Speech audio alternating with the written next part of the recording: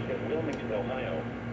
The preceding signal was a test of the weather radio station GIH 42 Covington, Kentucky public warning system. During potentially dangerous weather situations, specially built receivers can be automatically activated by the signal to warn of the impending hazard. Tests of the signal and receiver's performance are normally conducted by the National Weather Service. If there is a threat of severe weather, the test will be postponed to the next available good weather day. Reception of this broadcast, and especially the warning alarm tone, will vary at any given location.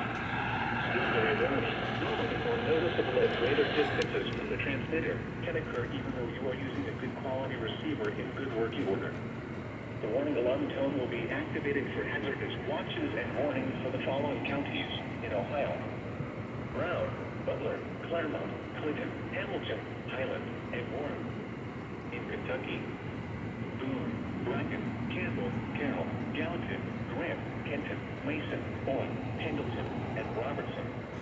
And finally, in Indiana: Dearborn, Fayette, Franklin, Ohio, Ripley, Switzerland, and Union. This concludes the weekly test of weather radio station GIH 42 Covington, Kentucky.